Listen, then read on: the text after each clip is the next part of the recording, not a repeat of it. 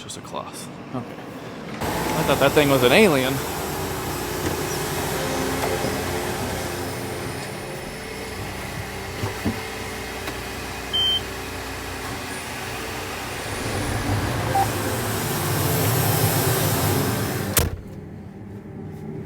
So we have a lot of stuff to do today. I'll give y'all a little checklist. First thing we have to do is swap the combines over to corn, which consists of mainly just concaves.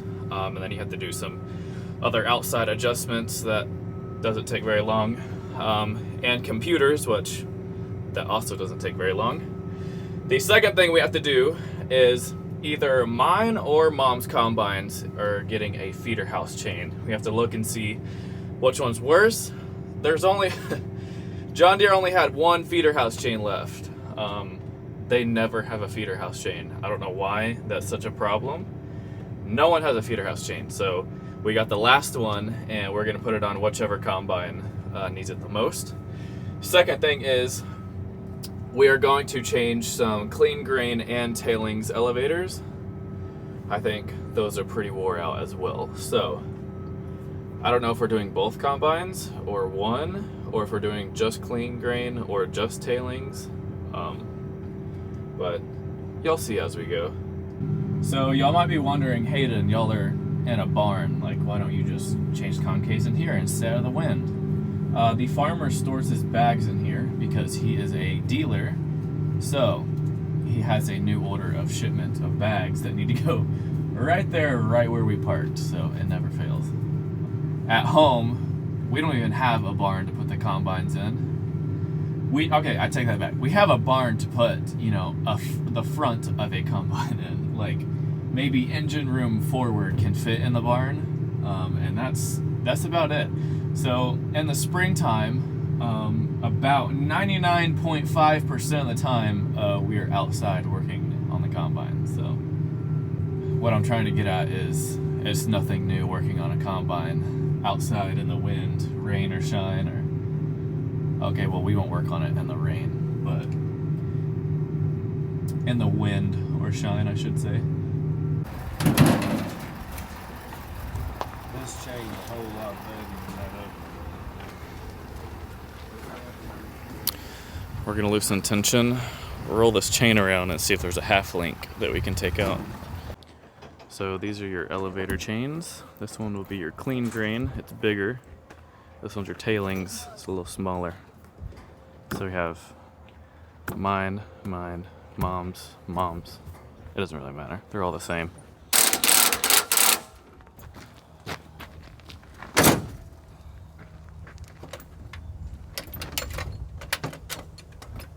So my feeder house chain, the teeth are on the bottom. Mom's feeder house chain, it's on the top. We're looking up to see what is right. I feel like it should be on the bottom. That's your leading, it comes down, it should grab it first. Rather than grabbing it on top, that doesn't even make sense. It's supposed to be on the leading edge. So the bottom, yeah. So mom's is on backwards. Also, changing the feeder house chain out is not part of switching it over to corn. It's just wore out. So, while Dad's doing that, Cody and John are changing concaves. This is what small wire concaves look like. As you can see, there's small wires right here. And on every single one. This is already broke. You can see where it's been ribbon on the wheat. We'll get it this That way. wasn't gonna make many more rounds. No. So when Dad rolled over this chain, it was already broke. At least this one was. But it's it could use some attention. It's not that we don't want to fix it. It's that John Deere doesn't have a single one. Maybe we should be in feeder house business. Go buy a whole bunch of feeder house chains. Someone should go stock up on some feeder house chains and then sell them. It could be a whole business. There it goes, stupid. So the farmer had a brand new one in the shed that we bought from him. So we're gonna put that in because that one is that one's pretty wore out. And then we have one that we bought that will go into Mom's.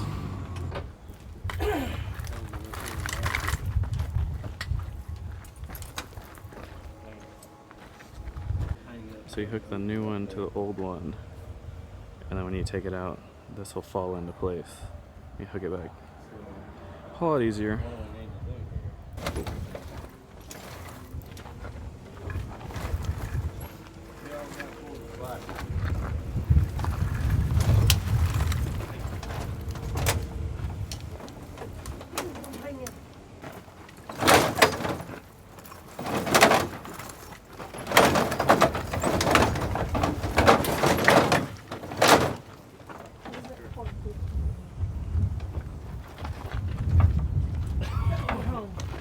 So we made it about halfway in. Now it's kind of wrapped around the sprocket wrong, so it's kind of stuck. So we're gonna have to. Cody's getting up here, and there's some black covers right here, and he's gonna get it back on the sprocket. That way we can keep on pulling it.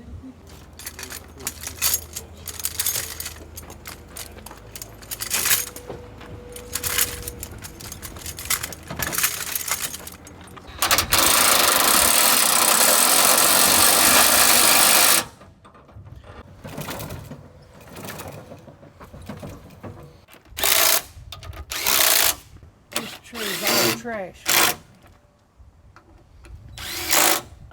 So tempted to get on there. So in corn, you put your feed accelerator in low, which you just undo this tensioner right here and put it on a different one. That diagram basically tells you what you do. Alright, so since Mom's feeder house chain was in there backwards, this one actually lines up and we don't have to use strings.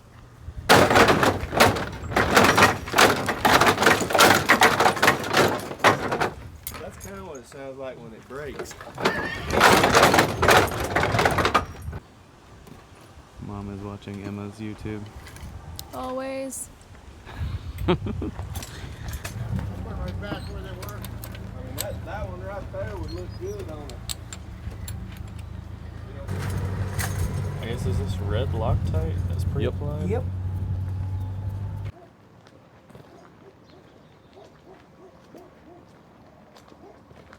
Farmer bought a new tractor and high-speed disc. This thing is sweet.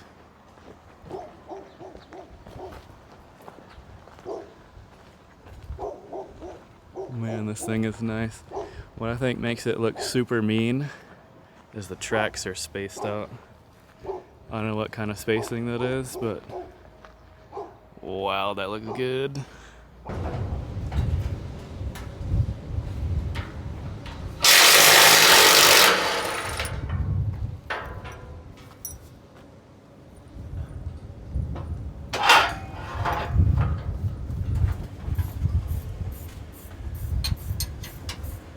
Do you ever feel like someone's watching you, Cody?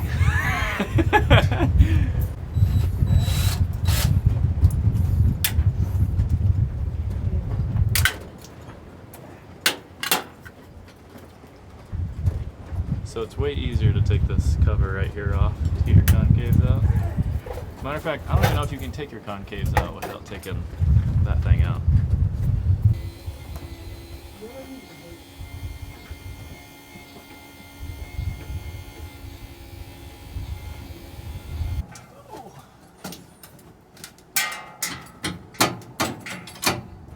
Try it. So put it back in, redo it.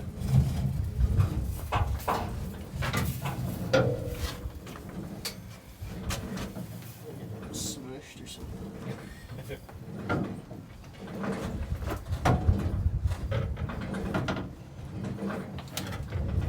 That's good.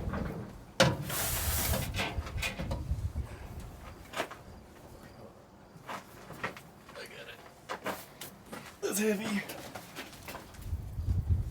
Okay, jump cut. So if it looks a little later in the day, I look a little more exhausted because we are. So Cody and I stopped doing this combine's concaves because Dad and John put new elevator chains in this one and this one. So that being said, they were right here. This is also where you need to be to change concaves. This is on the right side of the combine. Yeah, look at that hole that you have to climb through. Pretty sure case is way better clearance to change concaves. But in the meantime, when they were doing that, Cody and I changed Mom's concaves. These are round bars. The hole's a little bigger than the small wires because a corn kernel is bigger than a wheat kernel, so you need a bigger hole for it to fall through.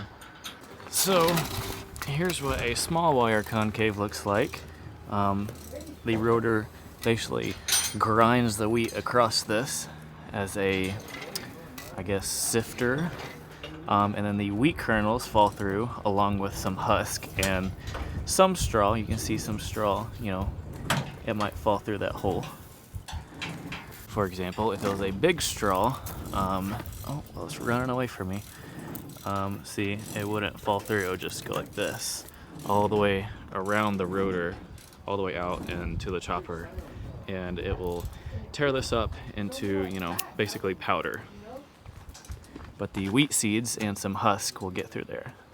But a corn kernel is probably bigger than this, so if you ran small wires and corn, it would just keep on going down the rotor and go out of the chopper. That's exactly what you don't want to happen, so.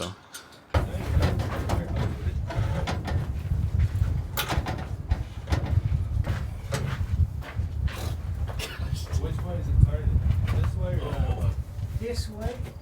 So that it's going down.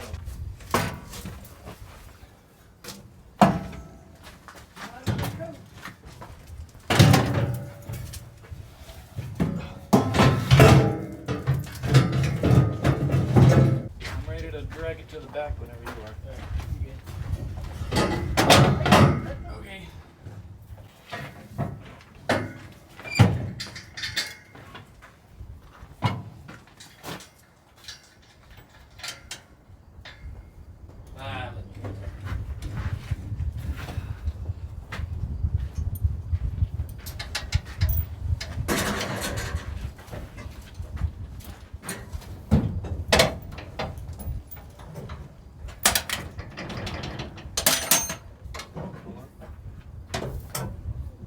Are you ready? Slide to the middle.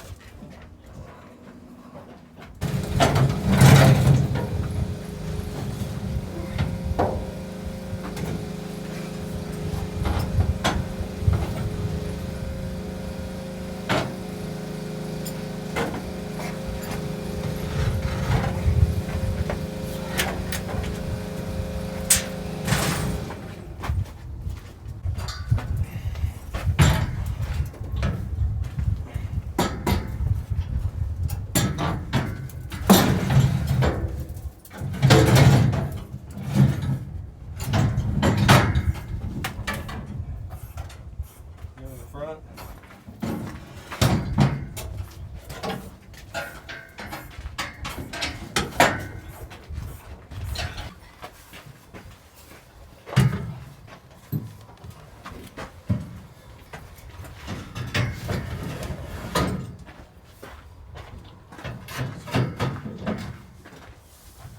Back one slid down. Cody, you push the back one to the back.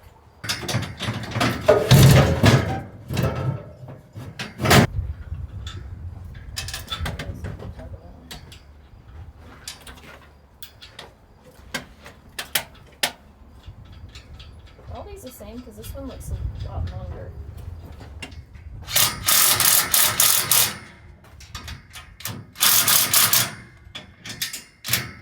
All right. After that taking, you know, 3 times longer than it was supposed to, we got it on.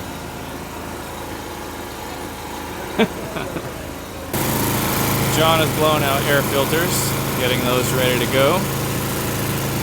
And there's some other little things that we need to do, such as putting the chopper in low. And then you come over here, and this is your cob deflector. We have to push that. Oh, he already did that. So it was up here, now it's down here. If you do not have your cob deflector up, well, it'll basically just destroy your sieves. So make sure to put that down in corn. Make sure your stationary knives are down for corn. There's absolutely no need for you to have your your knives in, you're not really chopping up residue. I mean, it will chop it up, but if you have that much leaves going in your combine, then your deck plates are too tight. So mainly what comes out of your chopper is basically cob, and that's exactly what you want. So you don't really chop up cob. I mean, it might split it in half or a fourths, but it's not gonna, you know, turn it into powder. Unless he already did that. It looks like he already did that. Yep, it's in low. That's pretty much it, other than changing your computer stuff to corn. Yeah, I don't know why they would do 3 different doors. We screwed them all together, made one big door. It works just fine. If you're gonna have this one off, you might as well have the rest of it off. So I don't know why they didn't make that just one big door. Or they could put hinges and have it open up like this, you know, on hydraulic things. Not actual hydraulics, but like... Right, for like a shot. Yeah. I don't know why they don't do that. That'd be way easier than doing 18 million clips on the bottom here and trying to get it up and under and where it doesn't leak. Also, another thing that you have to do when you switch to corn is put your rotor in first. You spin it really slow. I think wheat we normally run the rotor on 850, 900, even upwards to 950 if it's really tough. And corn, I believe, are in the high 300s. I could be wrong on that, but we'll see. So to switch to corn, feed accelerator on low, rotor in first gear, chopper in low, cob deflector down, round bar concaves in, and I'm pretty sure that's it. So Dad brought the small wire concaves over here. We're gonna put one set on the bottom right here, and then put these on top, like I said. And then we're gonna put the other set right here.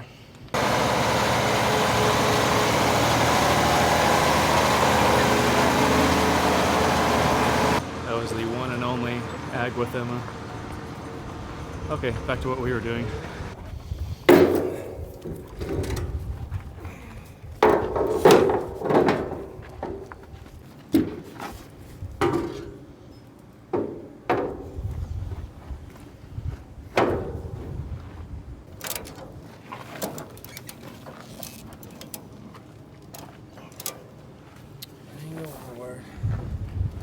That tractor is still sweet.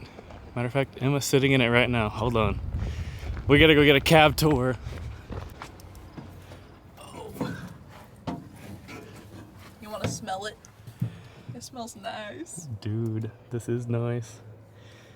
I don't know about the carpet though. Now you have to buy. Now you have to buy a vacuum cleaner. Yeah. Well, we'll probably just take it out. But They're saying schwanky. This thing's wide too. well, it's supposed to be like a row crop tractor, is what they said. But if it's row crop, they still have the wide tracks on it, so there's no point in them being offset. You know, it's like. It looks meaner though. Look at the seat. That's pimp. I thought it was one of those massaging seats, and it's not. Maybe this has. Oh no, it doesn't. It has that one, but no massaging. Oh, that's sad. Also, John Deere came out this morning and put a new hydrostat on here. Very nice. So the last thing to do today is load both combines, and I don't know if we're pulling both combines with both headers or if we're doing one hopper. We'll just have to see.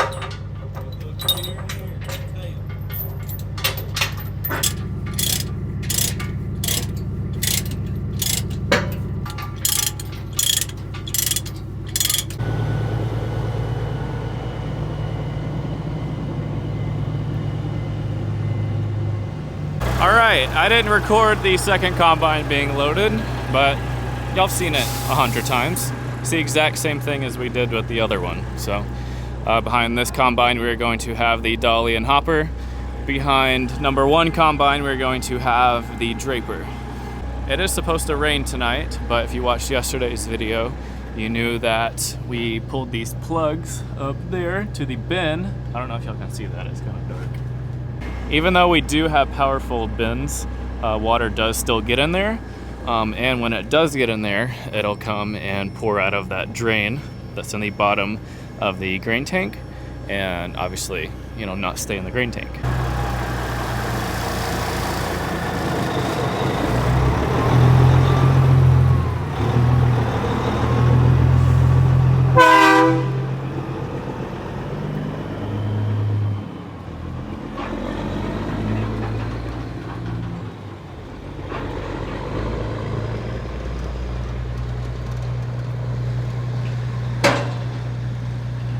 Did you jump? Yeah, I jumped. Yeah, I jumped too. Dad is changing fuel filters on the 88. Yeah, I took over Emma's tractor. I don't know when we are going to start hauling. Tomorrow, we're just going to watch the weather. It's supposed to be a really bad storm tomorrow, the next day, and the next day. The next 3 days, it's supposed to be pretty bad weather-wise, so we'll just have to watch the weather and see what we're going to do. So after this video, it will be 3 days, possibly 4. I don't know. We'll just have to see until the next video comes out. The next video will be us hauling the combines. So those are always interesting. I know a lot of y'all like to see the combines being hauled. So that'll be in the next video. But that's going to be it for today's video. Thank y'all for watching, and I will see y'all in a couple days.